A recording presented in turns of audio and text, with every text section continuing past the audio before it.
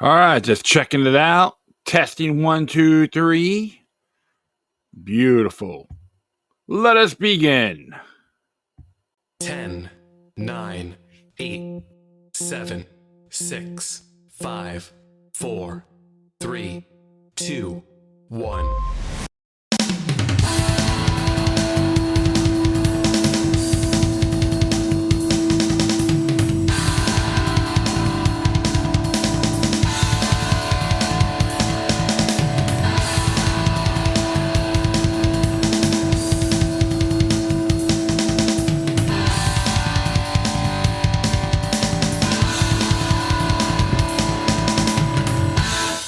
Greetings, my fellow freedom lovers and sovereign thinkers. Thank you for tuning to LL3 Podcast. My name is Craig, transmitting from the beautiful realms of planet Earth. Today's date is Sunday, November 23rd, 2025. This is episode 1919, American Free Press issue 48 and 49 of 2025. I'll be ranting, narrating articles from this source, and presenting my commentary. So please feel free to share throughout your social media network, and I thank you in advance. Before I proceed, you can follow me on multiple social media sites and podcast channels. Just type in Looky Luck number 3, Looky Luck Roman number 3 eyes, or Looky Luck number 3, Roman number 3 podcast. In addition, if you have any questions, comments, recommendations, all that good stuff, whatever you do, please use decorum. Hit me via email to ll3.podcast@proton.me. If you want to donate, go to paypal.me or cash.app/Loki Luck number 3. Oh my goodness. I know areas in these United States are doing their Thanksgiving week. So everyone out there, please be safe and be good to each other, okay? There's too much animosity, differences, faction slaves, masters want to piss each other off, divide and conquer. I noticed that too with Dearborn. You know, stop a lot of Islamifying, America. Well, we got to stop totalitarianism in America across the board. Get them all across the board. And I know the Muslim Brotherhood was actually British intelligence made and had the Sunnis involved, but not everyone in that particular faith support it. And I have my differences too, but the truth of the matter is you can't just tell people how to live, think, and wipe your rear ends. And they do this from multiple avenues, my friend. Statism is the greatest, the most dangerous religion on earth, and they're in multiple entities. That's how I see the world, and even you got the so-called Christians in name only, these 501c3 churches, they're in the same boat. Status. They sold their soul to the state. You got folks out there, a priest trying to present communism. They're nothing more than a den of thieves. That's why I support natural law as a whole.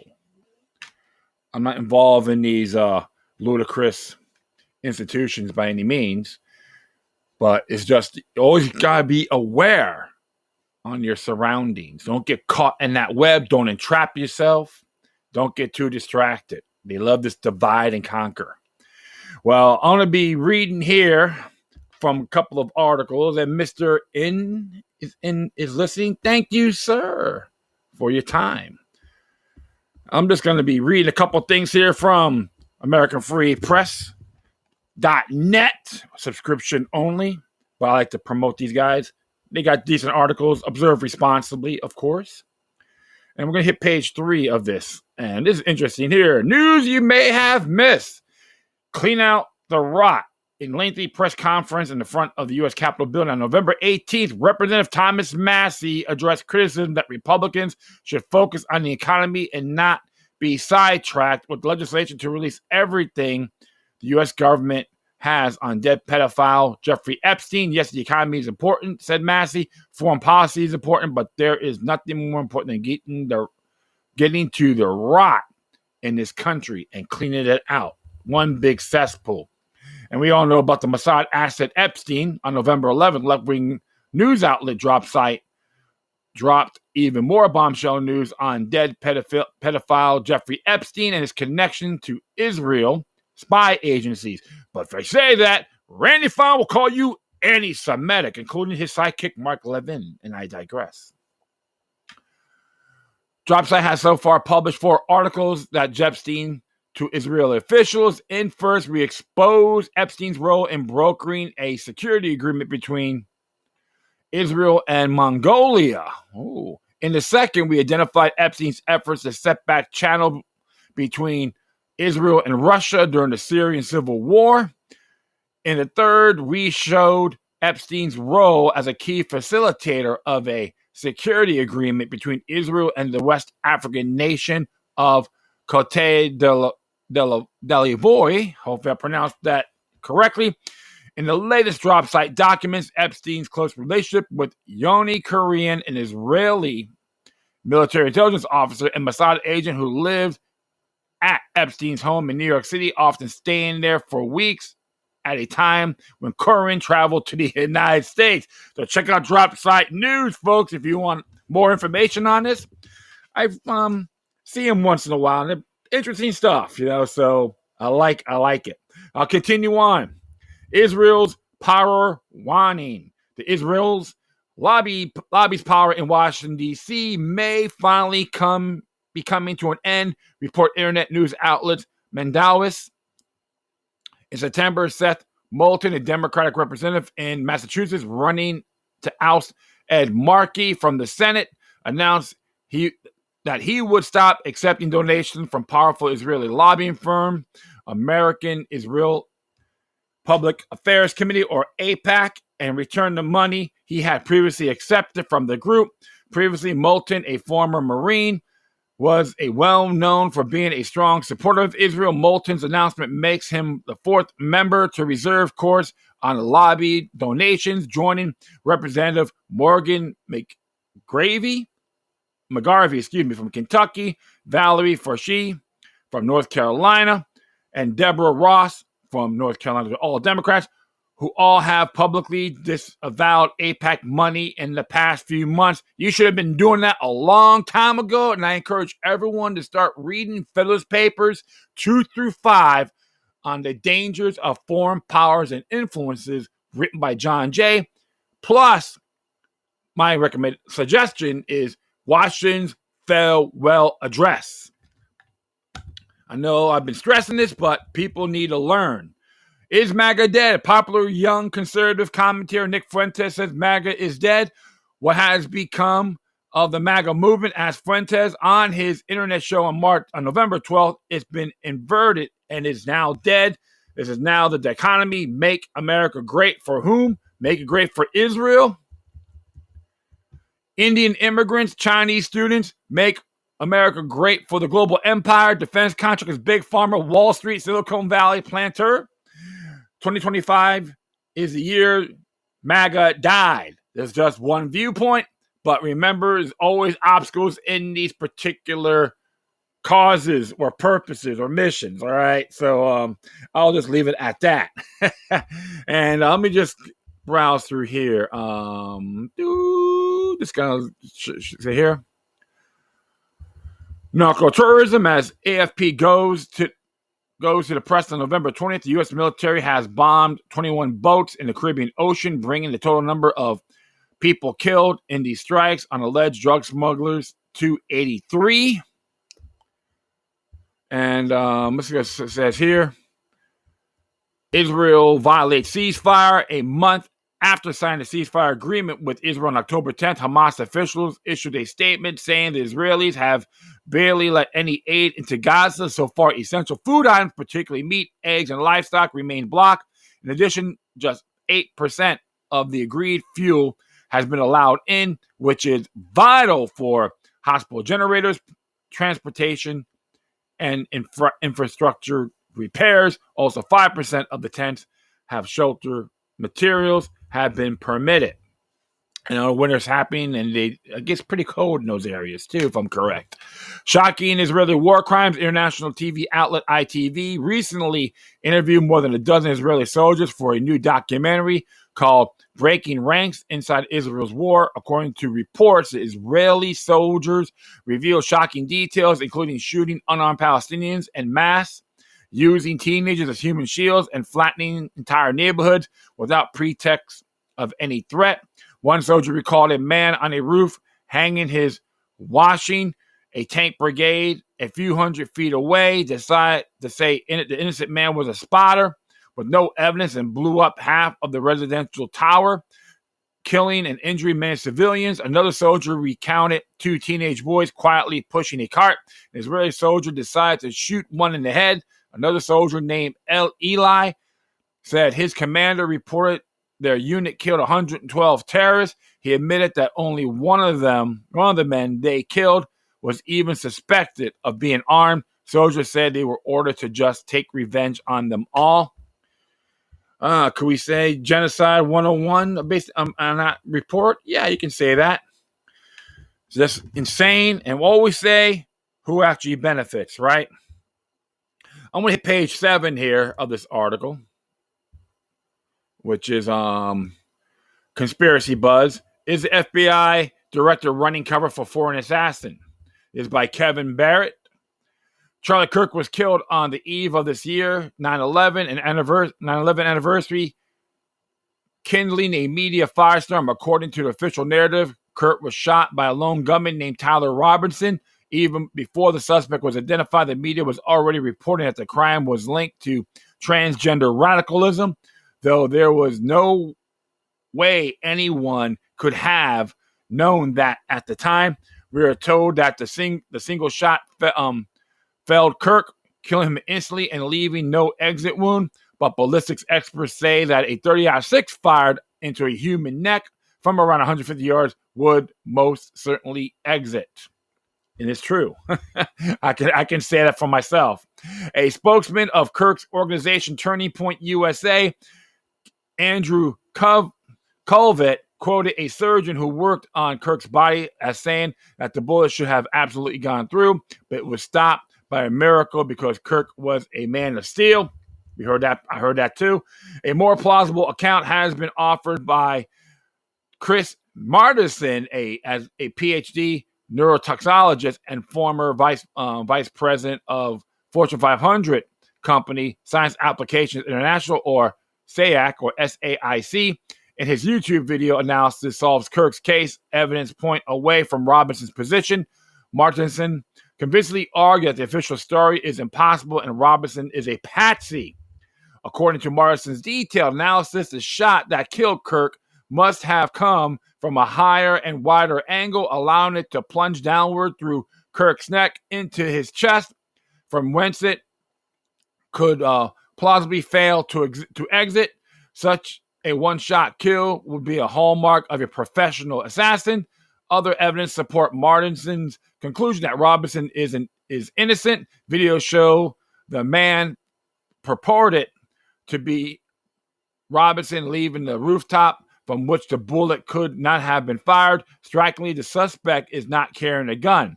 The official story that Robinson broke down the gun at a time-consuming procedure requiring tools in order to stuff the parts in his pants before leaping off the roof seems absurd. If Robinson was a patsy and the authorities are covering for the perpetrators, the Kirk assassination must have been orchestrated by powerful, connected people, perhaps even an intelligence agency cleared to operate in the United States under cover of national security. Immediately after the shooting, suspicions were turning toward the assassination nation, Israel. Political commentator and publisher Ron Unz report that a few hours after he heard the shooting, someone well situated in conservative circles who personally knew Kirk unequivocally told me that everyone in Kirk's circle, even including important Trump administration officials, suspected that Israel had probably killed the young conservative leader. According to the writer Max Blumenthal, which he does for the Gray Zone, Kirk had been turning down lavish funding offers from pro-Israel sources, including one from Prime Minister Benjamin Netanyahu himself. While refusing Zionist orders to distance himself from friends like Tucker Carlson and Candace Owens, who have been harshly criticizing Israel's genocide in Palestine and its domination of U.S. politics and media. And what's interesting about that angle, there's even reports that Benjamin Netanyahu offered Charlie Kirk $150 million, and Mr. Kirk turned him down.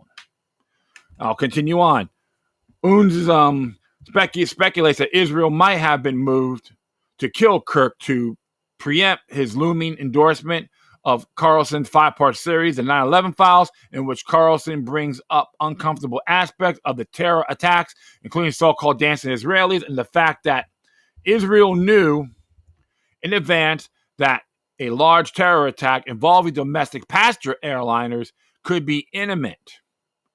There's a lot of claims even Jeb Bush knew about it too on his executive order, which is 2001-261, which that was signed on September 7th, 2001. So I think you can still find it in the public records on the Florida government's website. So check it out. Okay, Kirk's assassination on September 10th forced Carlson to cancel his appearance at September 11th, turning the tide 9/11 Justice Conference in Washington, D.C., and more importantly, prevented Kirk from using his considerable influence to promote his friend Carlson's effort to reopen the 9/11 case. The best informed scholar of 9/11 agreed that an honest investigation would identify Israel as a key perpetrator, which would likely trigger that small nation's rapid demise. Did Trump's administration officials immediately assume Israel publicly executed Kirk, as Unz was told? And if so, some have wanted to push back. That's the implication of mainstream media reports detailing Kirk assassination, centered feud between FBI Director Kash Patel and National Counterterrorism Center Chief Joe Kent. Pro-Kent sources said their boss gained access to FBI files on Kirk killing in hopes of chasing down any leads to ensure no foreign groups were involved in Kirk's death. When Patel learned what Kent was up to, he apparently went ballistic, calling a special White House meeting to shut down Kent's possibly devastating investigation. Reading between the lines, it seems Patel was doing what so many FBI higher-ups have done in cases ranging from the Kennedy brother assassinations to 9/11 committing treason by covering for Israel. Patel notoriously testified to Congress that Jeffrey Epstein had no clients, but only trafficked sex slaves to himself. Kent, for his part, is a reputed anti-neocon by allowing Israel to commit genocide while blackmailing and even assassinating American leaders. Trump's MAGA movement has doomed itself. From its ashes, a true America First movement is arising. That movement's top priority is to end America's enslavement to Israel. If people like Representative Thomas Massey from Kentucky, Republican from Kentucky, Candace Owens, Tucker Carlson, Nick Fuentes, and Representative Marjorie Taylor Greene from Georgia prevail, perhaps helped by insiders like Kent, the truth about Kirk's assassinations could become a turning point in our nation's history. And I have to agree with that because it's a lot bigger than what it is. And I've seen the actual footage and how the shirt, his shirt popped up and went then his neck gushed out. So I do question the official narrative. I don't buy it. If Kash Patel said it was a lone gunman, I got palm trees to sell you on Pluto. Okay, so and don't get me wrong. When people on the right, I'm going to agree with them. When they're in the wrong, I'm going to question it. This is how I am. You got to, like I told people for a long time, observe responsibly. And right now, if you're going to let this go, then you're part of the problem. You're part of that sickness. And people are getting sick and tired of it, not just in these United States, but around the world. We can't have D.C., which stands for delusional clowns. If every state in the union renounces D.C. as a legitimate form of government, it's over. Okay, it's done. Because the states created D.C., not the other way around. So I'm going to hit another page here. I know I'm going pretty quick. Page 8. Whistleblower describes lavish perks sex trafficker receiving in prison. This is by Jose Nino. Documents provided by a whistleblower to the House Judiciary Committee Democrats revealed that Ghislaine Maxwell, pedophile Jeffrey Epstein's partner in crime, has formally requested President Donald Trump to commute her 20-year sentence for child sex trafficking. Additionally, she has reportedly received extraordinary accommodations at a federal prison in Texas. So what commutation is actually free them, but they're still on record. So it's a difference between that and a pardon. He did that to what's his name? Jorge Santos. And everyone said, "Oh yeah, he was pardoned." No, he wasn't. He was commuted. So he's still a felon. So very similar to this ordeal. But I'll continue on. The materials first reviewed by Democratic lawmakers show the convicted associate of Epstein enjoyed customized meals, private recreational areas, unusual visitor privileges, and even staff-only facilities after her transfer to a medium-security facility. Maxwell's request surfaced after she was quietly moved from the maximum security prison in Tallahassee, Florida, following 2 days of questioning by Deputy Attorney General Todd Blanche. That rings a bell, right? Timing of the transfer and the extensive perks she has received since have triggered sharp scrutiny from Democrats who are increasingly probing Trump's relationship to the deceased sex offender. Among the documents, on October 5th, 2025, email appearing to originate from Maxwell to one of her attorneys stating she was organizing a commutation application. The revelation prompted by Representative Jamie Raskin, Democrat from Maryland, the top Democrat on the House. Judiciary Committee suggests Maxwell herself is seeking release, or that this child sex predator now holds such tremendous sway in the second Trump administration that you and your DOJ will follow her clemency recommendations. And I gotta say one thing about this clown, Raskin. You're nothing more than a totalitarian bawd. Based on your voting record, you're horrendous, heinous as well. So speak for yourself. Stop projecting. And I continue on here. Let me see. According to the D.C. newspaper, The Hill. That's from The Hill, all right? Maxwell, convicted in 2021, has long maintained her innocence and has signaled that she wants a presidential pardon. While congressional committees have attempted to secure her testimony, she has refused to appear without a pardon or an immunity deal. She did agree to speak with Blanche through Democrats, though Democrats have criticized her subsequent transfer as suspicious. A transcript of the discussion yielded a few revelations, but Democrats say she repeated false claims and withheld information. They also released a birthday note that Trump wrote to Epstein referencing the two men having certain things in common, a note Trump previously denied existed. Raskin wrote in November 9th letter to Trump, "What information is Miss Maxwell agreeing to suppress in order to receive such outlandishly favorable treatment as a federal prisoner and convicted sex offender? You should not grant any form of clemency to this convicted and unrepentant sex offender. Your administration should not be providing her with room service, with puppies to play with federal law enforcement officials waiting on her every need, or with any special treatment or institutional privilege at all. It is indisputable that order to treat Miss Maxwell as an honored guest rather than a federal prisoner has come from the highest level."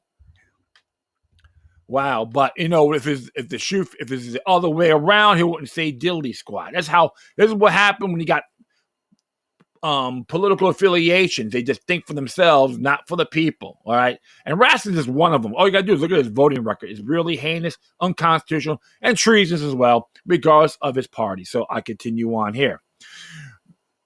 The whistleblower documents describe a set of perks unheard of in federal corrections. According to committee staff, Maxwell is receiving customized meals delivered directly to her cell.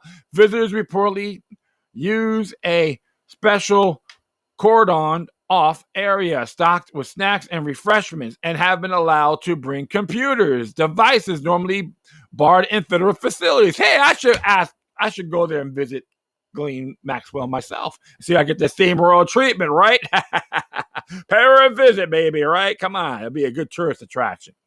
She has also been escorted to the gym outside normal hours so she can exercise alone, and allegedly has been permitted to enjoy recreational time in staff-only areas. One inmate who trained service dogs was told to allow Maxwell private time with the puppy, even though normal trading protocols forbid handling them. Democrats also say Maxwell's associates have been permitted to email documents directly to the warden of the facility, bypassing the standard mail system. Raskin accused warden Tanisha Hall of directly helping Ms. Maxwell copy, print, and send documents related to her clemency request. One prison official was reportedly overheard complaining he was sick of having to be Maxwell's female dog.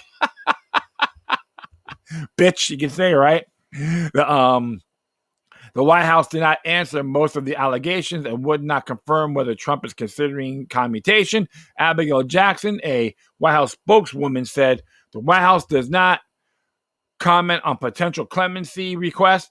As President Trump has stated, pardoning Ghislaine Maxwell is not something he has thought about. The controversy comes and growing by fractures within Trump's political base over the broader Epstein matter. Popular commentator Tucker Carlson has expressed frustration with the Department of Justice's refusal to disclose more evidence. Representative Marjorie Taylor Greene from Georgia, typically one of Trump's staunchest defenders, publicly demanded full release of the Epstein files. Trump later announced he no longer supported her, accusing her of turning on him. Which just a drama, to me, in my honest opinion, is more than a drama queen statement, probably by one of his advisors that don't give a damn about him. I'll just leave it at that. So let me see here. Okay, one moment. Meanwhile, Representative Thomas Massie from Kentucky led a successful discharge position on November 12, 2025, forcing House Speaker Mike Johnson to schedule a floor vote on releasing all the Epstein files. Trump initially opposed the measure, but he later announced his support for it. On November 19th, Trump signed the Epstein Files Transparency Act that passed both the House and the Senate. The new law authorizes the release of all documents held by the DOJ so long as they don't affect national security. So there are conditions, folks. Remember, always got to know the fine print. And as I recall, even Justice Knight from Restricted Republic did the same thing. You gotta read everything thoroughly. So don't just fall for face value. Remember the whole Affordable Care Act. If you actually read the 900 plus page of book, you'd be what the hell you guys are doing? Even the Patriot Act, right? It wasn't unpatriotic. I'll continue on. Prior to the message of the bill, Representative Lauren Boebert from Colorado was summoned to an extraordinary Situation Room meeting on November 12th, where top officials pressed her to withdraw her signature. She refused to do so. Representative Ro Khanna from California recently told reporters that 40 to 50 Republicans would break with Trump on directing the Justice Department to release all Epstein-related documents. The latest revelations underscore growing tensions between Congress and the Justice Department as lawmakers seek clarity on Maxwell's treatment and the depth of Trump's connections with the late Epstein. As AFP goes on press on November 20th, the Department of Justice has not released any files on the dead pedophile and his ties to the wealthiest and most powerful people in the world. GOP senators have begun issuing statements noting that Attorney General Pam Bondi should not slow walk the release, but dump everything it has as soon as possible. And I was never really fond of Pam Bondi in this matter because I remember her in Florida. She did overturn the dismissal and have George Zimmerman charged, and she did support red flag laws. Okay, so remember, folks, doesn't matter who's in there, you never trust the government, period. And what's really intriguing here, we always got to know how accurate are those files. We don't know for sure, so don't believe the hype. If you're going to look through them, fine, but observe responsibly. Well, this one here caught my eye, too. The state-sponsored doxing of Canadian citizens exposed by Remy Tremblay. When one thinks of government encouraging the denunciation of citizens for holding dissonant political views, one usually recalls the 20th century totalitarian regime, or perhaps modern-day China with its infamous social credit system. Few would imagine that America's famously polite northern neighbor would embrace such extremist practices, yet this has precisely what is happening in Canada today, where a governmental-funded non-governmental organization, or NGO, is using taxpayer money to target people suspected of dissent. Worse still, this organization does so with an active help of journalists from governing-owned Canadian Broadcasting Corporation, or CBC. The story seems unbelievable, but is a matter of public record. July 26, a lecture titled Exiles of the Golden Age were held in Vancouver, featuring both local and foreign speakers. The talks were largely philosophical, even spiritual, through presented from an explicitly European cultural perspective. There is no trace of so-called hate speech, which is illegal in Canada. Any of the published speeches, nonetheless, attendees have since been publicly denounced and tracked by the state-sponsored NGO. All hail to the war on terror. Woo! Right? While the United States has cracked down on Antifa's violent tactics of intimidation and suppression in Prime Minister Mark Carney's Canada, the movement is openly subsidized. The so-called Canadian Anti-Hate Network, or CAN, functions as the legal and financial arm of Antifa in Canada, and its activists are well paid for their work. When the word spread that a lecture featuring dissent thinkers would take place in Vancouver, CAN used public funds to hire a photographer to secretly snapshots of anyone entering the venue. Over the following months, these suit and tie Antifa members combed through public records to identify the attendees. To do so, they enlisted the help of the CBC, whose journalists reportedly assisted in confirming identities and providing information of those not yet recognized.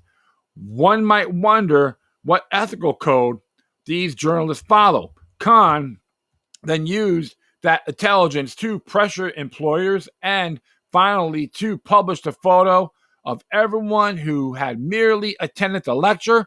Yes, in Canada, people have lost their jobs and have been publicly exposed simply for listening to legal speeches in what is supposed to be a free country, one that is so often lectures others on the issue of human rights. If that were not shocking enough, one must remember that this was done with the active complicity of the Canadian government itself.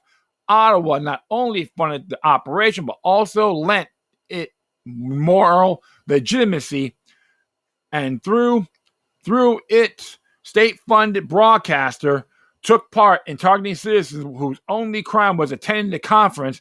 Canada's human rights record grows darker by the day. Canadians have long internalized the limits placed on their freedom of speech.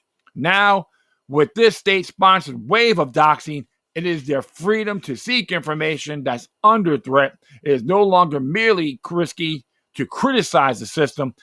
It has become dangerous to listen to those who do. In Canada, today's livelihood now depend on silence. And then one of the things I could tell you folks about Mark Carney, when they announced that he was a member of the Bank of England, I knew right there, trouble, issue, another cancerous slug. And now you're seeing 7 to 8 provinces is telling them where to go. They're getting ready to separate. I support it. Alberta's been being screwed around. All the folks getting treaded on. Now BC's getting involved as well, especially the northern and eastern parts of Vancouver. I don't blame them one bit. People are tired of being victims of totalitarianism. And Mark Carney is nothing more than a globalist butt boy. Okay, and I say that in good faith. If I met this guy, I'd be laughing. I'm laughing at him. I go, I'm Mark Carney, I'm the Prime Minister of Canada. I go, yeah, What? You mean appointed? Not elected, but appointed? Bank of England appointed you, right? Or the Rothschilds. That's how I look at these folks, man. This is so absolutely unacceptable. And these people got to go. Like, their time's coming. So I can see that. Their time is coming. So it's just amazing when you have a lot of folks out there believe they're smarter than everybody else. But truth of the matter is, a lot of folks are being awake. As I recall, I was listening to some reports in Canada, and there was like, 600,000 signatures to have Alberta separate from the Federation. And they say about 47% of them are between 18 to 34. That tells you something. The message is being sent. They're not playing around anymore. It's just another example of tyranny. The COVID lockdowns didn't help out, and pretty boy Justin Trudeau, another Club of Rome hack. You know, you guys, like, people got to stop being nice. You got to charge these maggots for treason. I don't know, have the death penalty in Canada, but it's time to shame them. I'm dead serious. You know, I think General John Stark from during the War of 1812, he's rolling in his grave right now.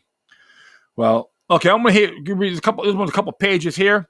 Came from the Deep State column from American Free Press. Censorship, Debanking, and Lawfare, part of a larger campaign of repression. This is by Nick Griffin.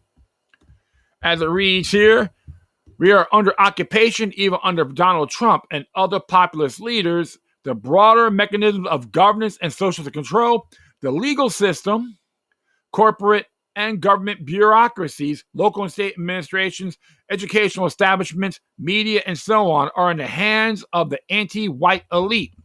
The same is true of the online platforms used to communicate, run businesses, and build organizations. There has been some pushback, including President Trump's executive order 14149, restoring freedom of speech and ending federal censorship. Even more welcome was his executive order guaranteeing fair banking for all Americans. This directive for federal banking regulators to act against politicized or unlawful debanking based on customers' political or religious beliefs. But despite such sporadic efforts, patriotic Americans remain under threat. The liberal regime continues to control many of the levers of the real power.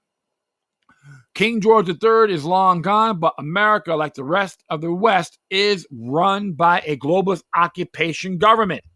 Active nationalists, traditional Christians, pro-lifers, and other campaigners for decency and freedom are all under pressure. What at first sight may appear to be random and disjointed acts by leftist bigots are in fact part of a systemic strategy to neutralize all opposition to the ruling elite. So shut up. You're going to do as you're told for your own good. It comes from the insurgency doctrine worked by the British military intelligence officers in the final years of the empire, and since adapted by NATO. The British experience in British Malaya, Kenya, Cyprus, and Northern Ireland gave a rise to an intelligence-led model of counterinsurgency that emphasized political strategy and information control. The most influential British theorists of counterinsurgency were Sir Robert Thompson and Frank Kitson Thompson, who served in Malaya during the emergency 1948 to 1960, also known as the Anti-British National Liberation War.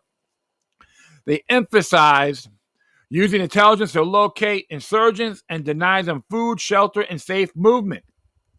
Kitson argued that defeating the insurgents required the penetration of their networks and the manipulation of their information channels as much as military confrontation. British and NATO strategists developed an approach that attacks insurgents on three interconnected fronts: the physical, the psychological, and the political. The physical targeting of insurgents relies on intelligence, which which allows the structure of the resistance to be understood, after which it is cut apart. This dislocation of the insurgent network involves identifying key individuals, isolating them, and applying pressure until the structure collapses. Insurgents must be made to feel hunted, isolated, and disconnected from the population. PSYOPs, psychological operations, are crucial. Campaigns expose the internal disputes of insurgent movements, amplifying rumors of betrayal or ideological disagreement.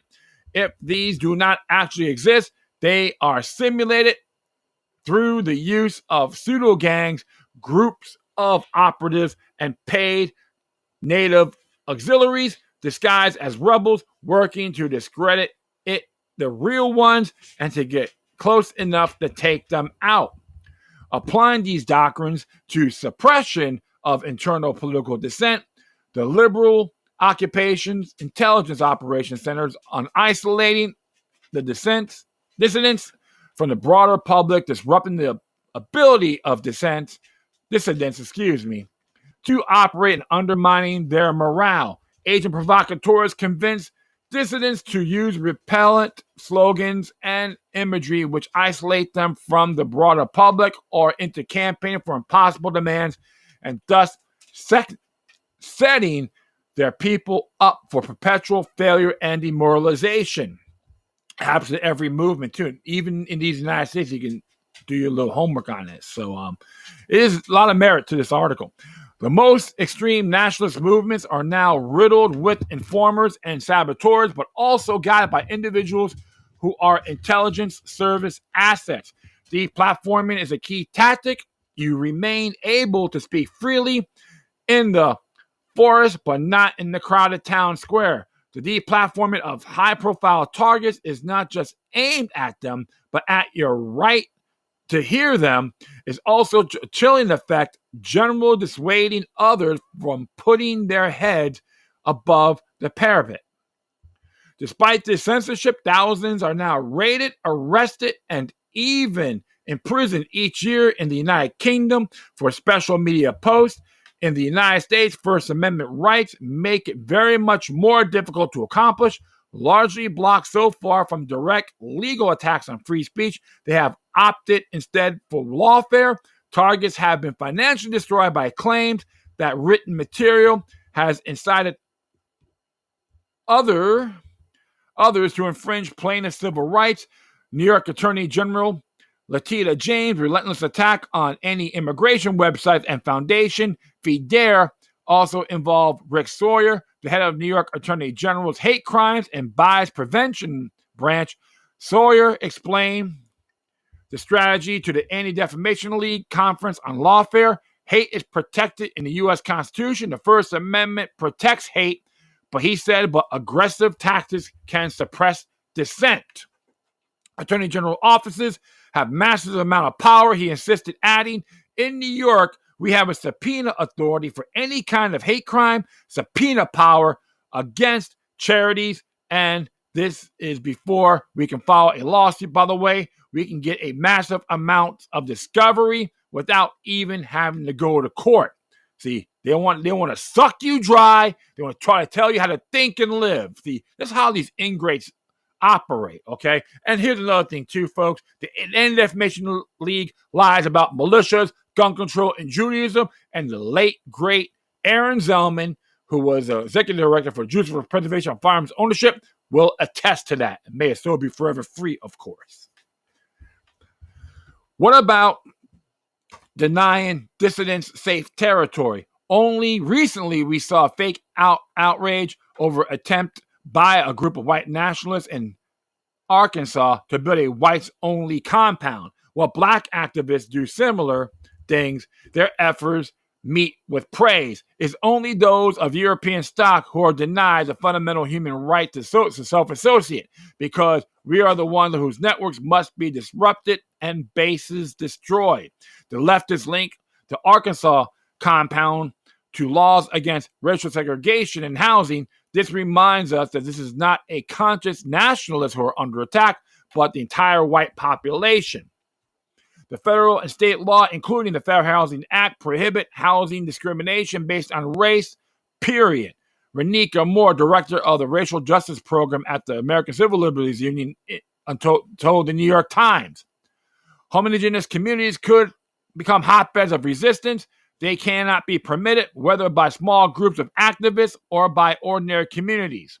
This is how pathetic these people are. But if you have one particular group, they can do that, but you can't have the other. That's Jim Crow, 21st century Jim Crow. Okay, so that's how I look at it. So hopefully, if you get offended, who cares? Because I stand for everyone's rights, natural rights. There is much more worse to come. Trump Attorney General Pam Bondi recently said, "There's free speech and there's hate speech. We will absolutely go after you if you're targeting anyone with hate speech," and that's across the aisle. And right there, I call her Mrs. Merrick Garland. I did a meme on that, and I shared it on my episodes. You can look it up for yourselves and check it out. They might start with Muslim protesting the genocide, Gaza genocide. They might hit Antifa, but having set the precedent, the system will come for any Zionist in general, for nationalists, for the dissidents who really threaten them. The imposition of central banking, digital currency, and social credit scores would take it all to a whole new level. Deny insurgents food and the ability to travel, advises their military doctrine, and these new technologies offer the power to do the same to political and religious opponents as well. This is hope, not least from the demographic rider, financial crisis, and the incompetence bred by affirmative action and the dumbing down of education. These will tend to create areas of territory and life being at least partly liberated by default as the state's power is concentrated in the gated communities and sorry about that. Yeah, gilded lives of its functionaries and beneficiaries. But even those clauses will come with their own very obvious minuses as well. Dark times may be coming. Be ready to light some candles. And I have to agree. I always believe, folks, decentralize yourselves. And they're just going to go after one group. And after that, they'll go after another. Can you see the ripple effect? They've done it. They've been doing it for 20th century alone, for an example. This is totally unacceptable. And we need to actually make this happen. Decentralize yourselves to the best of your ability. Don't complain. Engage. And I'm gonna hit this other article here related to the New World Order. The future of smart cities. Global cities strategy can undermine sovereignty by Mark Anderson. The annual Smart City Expo World Congress in Barcelona, Spain, held November 4th through the 6th, has become one of the main hubs for the further development of global cities. This is happening in terms of formulating relevant policies and especially the high-tech systems needed for what being called digital government. Global cities is the traditional designation used by regional and local globalists-oriented, elected, and appointed officials. The concept has been ascended for about the last 10 years amid numerous conferences held by some of the world's most influential think tanks to lay the philosophical and practical groundwork for such cities.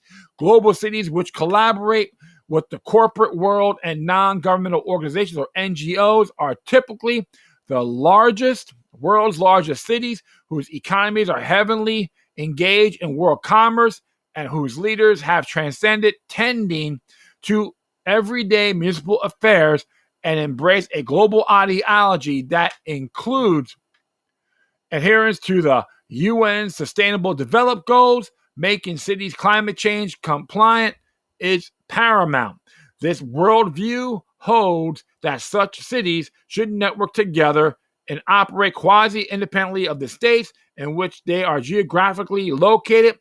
Under this grassroots globalism, the bulk of humanity is no longer seen as rural steward of the land, rather herding people into cities as inviolable, the wave of the future. Logan's Run, my friends. Yeah, good movie to check out. Read the book as well. Very good stuff.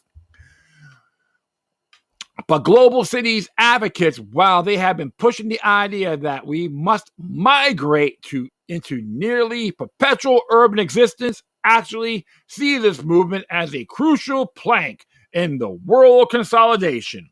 Under the beguiling lure of local control or localism, or what they call globalism. Yes, globalism indeed. Yeah, feel safe in those compact cities, right? Digital government. The digital government concept, this was part of a multifaceted smart city event, although it's being pitched as a surefire means of advancing worldwide democracy by improving communication between everyday citizens and their government representatives, may in fact reduce the genuine government involvement in the government, genuine citizen involvement in the government process. Good grief, I'm just reading too fast. Forgive me, my friends. The Denver-based Grankis, founded in 1999, is leading entity in this regard, providing cloud-based software and other technology tools to federal, state, and local governments across the world to increase efficiency and transparency. It's like going to McDonald's. I want it quick and cheap now. The company designs and maintains government websites, manages public record, and helps upgrade technology to make it easier for citizens to contact public officials. Granicus promotes what it sees as a newfound level of accessibility and communication between members of the public and their government representatives. Granted, improved digital measures such as specialized computer applications or apps might bring better efficiency and save time depending on the particular government business at hand and what kind of forms might have be filled out or payments made. An experienced systems manager who oversees the complex computer and phone networks of the larger Bronson Hospital system in Kalamazoo, Michigan, told AFP that Granicus's concept, while it make certain interactions with government easier, would likely make the relationship of the public with the leaders even more detached and impersonal. While preferring anonymity, he agreed with this AFP writer's observation that pushing the computer communications concept likely will de-insensitize people to attend government meetings where they can voice their opinions in person and hear the opinions of fellow citizens under one roof. The spirited town hall meetings that marked New England politics for many decades, going back to America's birth, come to mind, since they have been considered an ideal way to exercise democratic process. In addition, many older people who aren't computer savvy still prefer in-person contact and conventional means of filling out forms and making tax and licensure payments. This is saying nothing of online security concerns regarding private companies managing more and more personal data as they handle ever larger amounts of public records in the world where private companies have been entrusted to manage sensitive things such as voter registration lists, while such companies already have been authorized to actually count the votes in our elections away from direct public view, utilizing digital voting machines prone to breakdown and manipulation. Should we contract out additional core public functions to private companies? Right? Blue economy. Old Smart City Expo topics of interest included the largely unheard of blue economy linked with the Little World Ocean Council, or WOC, which champions the UN's SDGs in the equally obscure oceanovation concept. Okay, according to the Smart City Expo, the Blue Economy hosted by Barcelona with the Port of Barcelona as a global partner and the World Ocean Council and Ocean Innovation as strategic partners build as a unique bridge between ocean industries, urban transformation, and global climate action. The blue economy unites the entrepreneurs, corporate entities, investors, and experts leading this transformation. The WOC, an NGO founded as an international multi-industry business leadership alliance on ocean sustainability, science, and stewardship, has become the recognized global portal and platform for the ocean business community to engage with the UN, with governments, and with other ocean stakeholders. Smart cities sources added. The European Commission scheduled for number 4, ocean innovation, ocean-based innovation events in November 2025 alone, one of which explored regeneration, a radical environmental concept that can only demote humanity as it seeks to return habitats and ecosystems to their original virgin status, an apparent impossibility. In other words, globalists and humanist machinations keep grinding away and nipping the heels of genuine freedom and prosperity under the guise of improving democracy and saving the planet with the best science that money can buy. Captain Planet 5.0, right? Well, I'll tell you one thing. How about everything collapses? There'll be one big entire graveyard, you can say. I would never live in a place like that. No way in hell. This is very dangerous, okay? If you're going to trust the state, hey, study history before you make that decision. But got a few more. I got a couple more here. What about Dick Cheney? Yeah, well, let's talk about him. This is by Antonius J. Patrick. Dick Cheney and the American System of War. As it reads here, former Vice President Richard Dick Cheney died on November 3rd, 2025 at the age of 84 as Secretary of Defense under President George H.W. Bush. Cheney was the architect of the 1991 Persian Gulf War, and later as Vice President under George W. Bush, he was an instrumental in the invasion and eventual conquest of Iraq. Brown University's Cost of War project has modestly estimated that the wars on terror have resulted in the deaths of more than 940,000 people, including 432,000 civilians, and a monetary cost to the United States of about $8 trillion. Yep. The mainstream news is not going to tell you about that, right? Absolutely. Of course, Brown University's study called the Post-9/11 U.S. Military Operations in the Middle East, the wars on terror, when in reality, they have been fought for the benefit of Israel and its Greater Israel Project, which has decimated the Arab world and has accomplished almost all of its objectives. Cheney's nefarious activities were not confined to mass murdering people that posed no threat to America's national security. He was a force behind the U.S. policy of torture, waterboarding, and nearly unlimited domestic surveillance, the Orwellian labeled Patriot Act. Come on, you folks, sing it with me. God bless the Patriot Act. It's done for our own good. Absolutely, right? Totally heinous indeed. According to an article on the news and commentary website Anti-War, headline Dick Cheney, the dark legacy of a war criminal, Cheney suggested U.S. intelligence agencies must operate on the dark side, spend time in the shadows, and use any means at our disposal to achieve their objectives. As if the U.S. presidency was not unrestrained enough, Cheney advocated the unitary executive theory that the president alone decides matters within the executive branch without input from opposition voices within the government's own foreign policy agencies.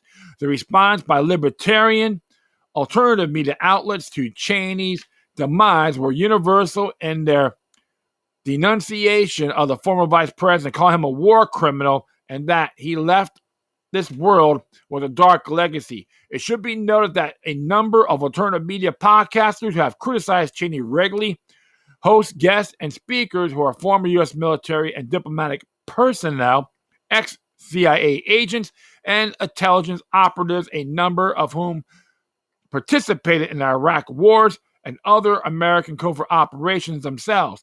Few, if any, who condemn former vice president for his criminality mention or question why it was, and it still is today, that monsters like Cheney were able to inflict so much death and destruction on people and nations across the globe who pose no threat to America. Could it be that the political system that Cheney operated under, what was the problem? And was that to be done to prevent future Cheneys from committing similar atrocities?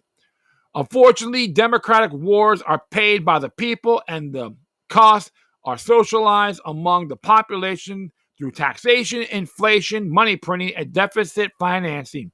Since warmongering politicians do not have a direct pay for conflicts, there will be a tendency for them to be more bellicose. Moreover, democratic wars are collective enterprises where elected officials are not personally responsible for the actions of the government, but are allegedly agents of the voters, nor have the supposed checks and balances of constitutional government, so often touted by admirers of the U.S. Constitution, been able to prevent conflicts, as a horrific record of American war making sadly proves.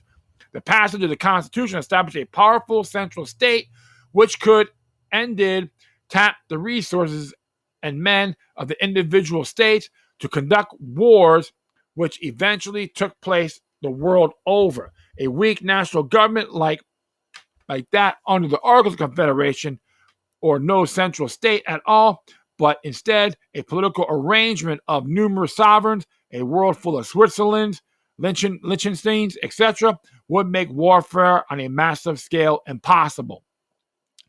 Chip Gibbons, writing in the Jacobin magazine, called Cheney an enemy of democracy whose agenda included war, indefinite detention, warrantless surveillance, and torture, according to analysis Alan Mosley. And I'm not a big fan of the Jacobin magazine anyway. They're very communist, but it doesn't mean all their information is bad. Just trying to lure you in, you know? Cheney was not an enemy of democracy, but the product of a system that enables evil men to carry out the most heinous acts with little consequence, at least in this life. Labeling Dick Cheney a war criminal will tarnish his legacy, but it will not alter America's murderous foreign policy course. That will only come about when there is a recognition that the governing system itself needs to be abandoned and a decentralized political order adapted. Truth of the matter is, folks, Congress has the power to declare war, should never use any War Powers Act or any of that garbage. And plus, you had many people in Congress give the executive that power. There's a thing called a Lakenism, Lakenites, and they're from both sides. All you got to do is study the real Lincoln. Very interesting. But on the flip note, I know he was battling the banksters too. So, but you got to look at all sides on this. Centralization has always been dangerous. Even the Anti-Federalist Papers, because Anti-Federalist Papers 1 informed us on it. So it's good to read these things. Even yours truly's got to do the same. More you learn, the more you exercise, the more you learn about your rights, the more you exercise about law, the less you fear.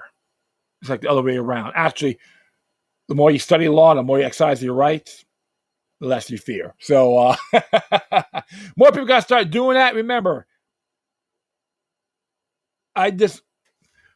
we got a lot more power than what we think. And guys like Dick Cheney don't want us to execute it. And this is why when some of these people, some of these faction slaves post on their social media, I'm not saying they're bad people, they have that faction slave mindset. Oh, why I think the Cheney family don't want J.D. Vance and Donald Trump at the funeral? I'm like, God, he did them a favor. I wouldn't go either. I wouldn't even send them to my worst enemy. Have them come there too. Come on. Good grief. Another globalist hack, totalitarian hack is gone. And you should never get away with it. But when you have corruption, you have people being bribed left and right and career politicians, what you get. All right, I'm going to do one more. I think one more. A couple more here. That was 19, yeah? Okay, cool. One more here. It'll be page 22, right? Yeah, page 22. Eliminating odious property taxes. Several states exploring options. This is by Donald Jeffries. Of all the odious taxes paid by Americans, none make less sense than property taxes. It is indefensible to continue to tax homeowners or automobile owners for every year for something they've already purchased. Why not have consumers pay yearly property taxes on large screen TVs or expensive computers? I think they did that in England too, right? For TVs. As hard as it to believe, the founding fathers had property taxes at the beginning of the republic, even though they were ostensibly fighting a war for independence because of excessive taxation. And of course, gun control too. That's like the final straw. The best they could come up with was Thomas Jefferson's suggestion of a progressive property tax, which would exempt property below a certain value. Shockingly, few politicians have run on cutting or eliminating personal property taxes. In 1997, Virginia Governor James Gilmore promised to phase out state property taxes on automobiles. Property taxes on vehicles were reduced for a few years, but the notion was quickly forgotten and the things returned to the status quo. Some states have offered introducing measures to abolish all property taxes. Florida State Representative Kevin Steele recently introduced legislation to exempt homestead property from all taxes on the property assessed value, other than the school district levies. Property taxes in Florida have skyrocketed, especially after COVID helped significantly raise property taxes. Steele's proposal is just one of the 8 different measures aimed at the property tax relief.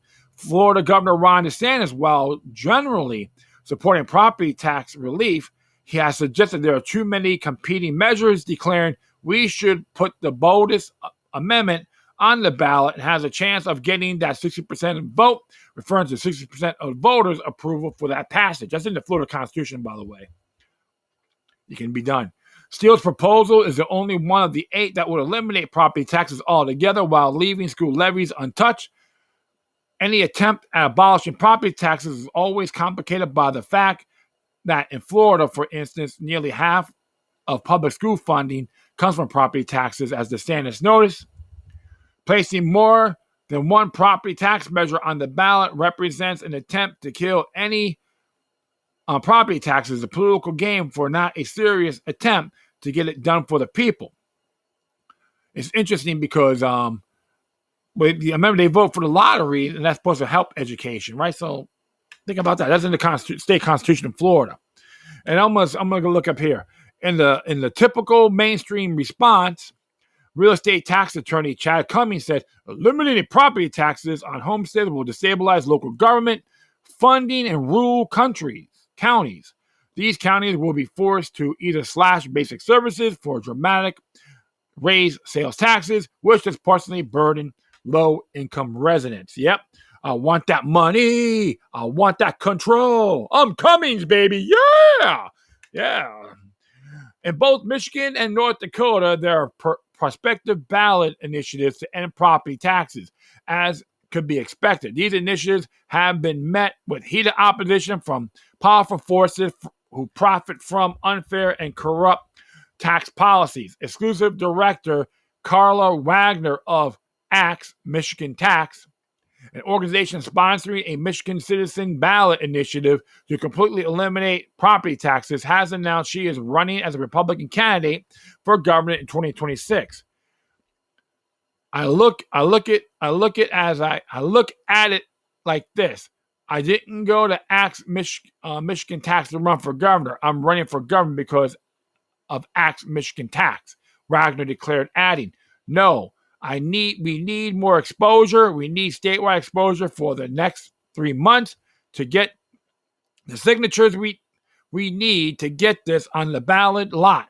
I figure the best way to get that statewide exposure when we have very little money by running for an office that will give a platform to speak about Axe Michigan Tax It will be an uphill battle. Axe Michigan Tax failed to get enough required signatures in 2024. Speaking for the establishment, Tony Megan of the Michigan Municipal League explained, there's no scenario where cities, wherever you live, could be expected to operate anywhere close to anything that you recognize now. When you unwrap this thing and you realize you understand how you eliminate these dollars, it's devastating. It's like, how can we lose 20 pounds? All you got to do is cut your leg off. I think I'll keep the 20 pounds. Wagner countered by saying, I believe that property tax elimination is the only thing and the quickest way to put Michigan on a path towards prosperity. The government cannot eliminate property tax, but the government can certainly facilitate or help to facilitate the elimination of property tax, minimize it the best you can. So what's never questioned is why essential services such as public education are tied so deeply to property taxes. Meanwhile, aid to countries like Ukraine and Israel isn't subject to any kind of budgetary restraints. You can argue for a sales tax on property, automobiles, etc., but it's certainly unjustified to keep assessing steadily and increase taxes in perpetuity. Well, all I have to say, I recommend all you folks out there need to go and look at what's that thing called? Look at the state constitutions. That'd be the best bet. Even in on property, only ascertaining properties are right. I can give you a couple: West Virginia, Florida, Massachusetts. All you gotta do is read the Declaration of Rights, the Bill of Rights, and all that, and it's self-explanatory. This is why I understand what the Census is doing and many others. Property taxes are considered illegal in the state level. Okay, so but one thing I always tell my friends: minimize it the best. Always gotta think art of war. If you can minimize the taxes, that's better. So it's still a battle. Everything's gotta be done by steps. If you have homestead exemption, if you can get it, execute it. The less taxes you pay, the less government depend on you. The truth of the matter is, folks, we're the boss. They are not. So I hope those states will execute it. The people will vote on it, send them a big message. Because there's other avenues you can do to collect, to collect money, like Allah, like a lot of states have lotteries to help education. Okay, read if you have lottery in your state constitution, look it up, see things thoroughly, see how much money is collecting. All of it's all public record, and share that with the people that want to terminate property taxes. Because we got the more ammunition, the better. So be a wise voter. Don't be suppressed or anything like that. Well, that will be it. I thank everyone for listening. Plus, feel free to download and share it throughout your social media networks. I'd like to thank Mr. N and La Rock was in there for a little bit. Thanks for coming out. So share it throughout your social media networks. If you have any questions, comments, recommendations, all that good stuff, whatever you do, please use decorum. You can hit me via email to ll3.podcast@proton.me. I will leave the footnotes when I publish this. And for American Free Press, it's subscription only. So definitely do that. And if you want to donate, go to paypal.me or cash.app/look3. If you want to support American Free Press, tell them Look the Third sent you. Once again, thank you for your time. Plus, always remember that the demoniac resistance is healthy for the soul and can liberate humanity. Until next time, take care of yourselves. Keep on spreading the love. And may your guardian spirits be with you.